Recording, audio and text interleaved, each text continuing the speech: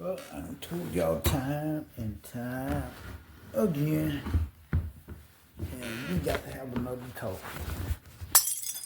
And I want y'all to just do the best you can to pay attention. Just do the best you can to pay attention. You have to understand the understandable.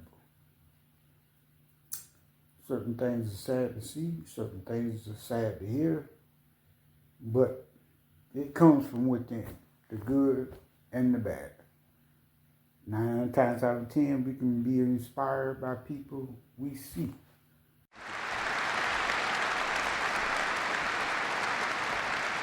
Thank you very much. Thank you very much, and thanks to all of you for coming out today, as difficult as it may have been to get here. It's good to see a lot of you, and I want to welcome all of you to the Kennedy Space Center. This is a place that's quite close to my heart, and it's a place like no other place on the planet, to be quite honest. It's a place that has, of course, a storied history, being the launch site of so many of humanity's most ambitious and even audacious endeavors, but also a place that has, I can assure you, a storied future. I'm here today to introduce a man who, more than anyone I've met in my career as an officer of Marines and a NASA astronaut, is committed to the arrival of that vibrant future. As the space community knows very well, dreams don't become a reality through wishful thinking alone, much less through highfalutin talk. And even though a steady flow of federal funding may help, that doesn't make things happen. To come true, dreams need to be tested in the crucible of practicality, trial, and error. They need to be calibrated and thought through in painstaking detail so that all the pieces are certain to work together. In this case, to lift us physically, and I dare say emotionally and even spiritually, into the deep frontier, the star-studded universe that all of us are so anxious to explore. The thing that has me so excited about the path forward today is that the man I'm about to introduce understands how critical it is to get that process right. To put it into place, an inspired but methodical plan that can really work for America and for the thousands of workers who every day are straining at the bit and giving their best to stretch the boundaries of what humanity can call home. I'm talking about a president who has, even in these tough economic times, has recognized the value of science, engineering, and innovation to this nation's future, to its economy, its health, its national security, and who, in his short tenure, has already, through his budgets and the Recovery Act, lifted the federal investment in civilian research and development to unprecedented heights. A president who has declared that it is essential for our students to get better science and engineering educations, and who has not just said so, but has put into place and obtained generous funding for programs to get them there.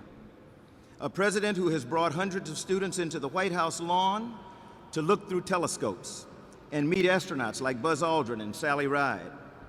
And you better believe, from the looks on those kids' faces, they recognize the power of space to inspire.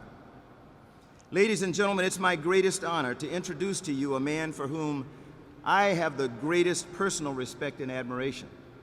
A man who absolutely has the right stuff to lead us into a new era of exploration and discovery. Please join me in welcoming the President of the United States, President Barack Obama.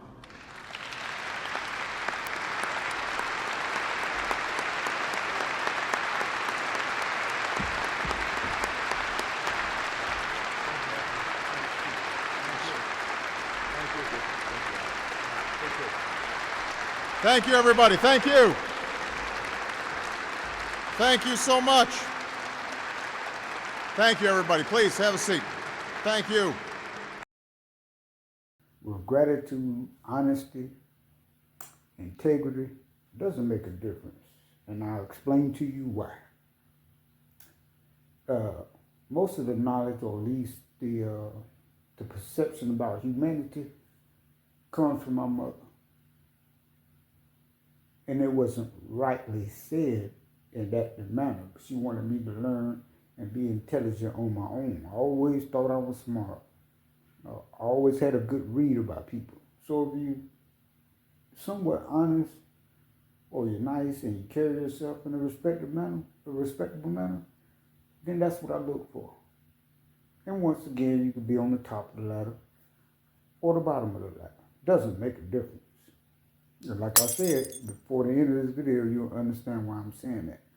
When you are in a position, be it good or bad, keep the ladder in mind.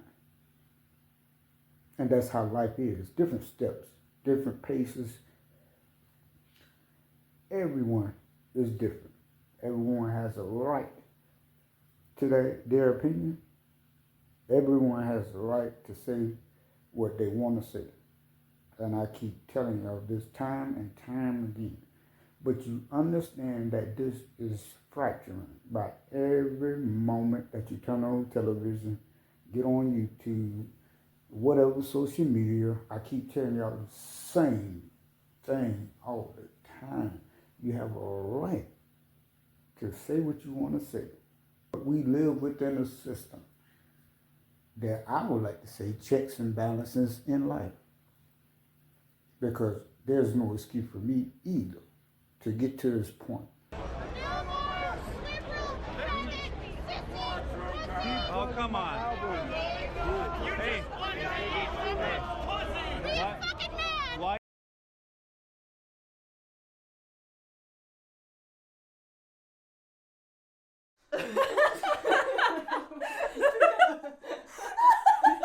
Why do you have to keep using that hateful language? Because you're worthy of hate, you fucking liberal fucking idiot.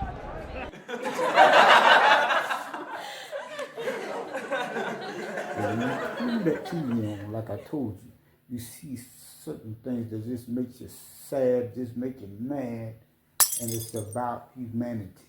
And when you turn on the television, like I said, you see less and less of it. But remember what I told you about that finger. You have to be careful in point. And there's the reason why. Because you put yourself out there. And sometimes, as men, we can hold certain things back. And you don't go too far. Well, that's where humanity steps in at. That's humanity within itself. Because you know you're wrong. You know you're wrong. You want to believe that you're right. But your behavior speaks volumes. That's what my mother talked to me about on a numerous occasions. Because she could see it.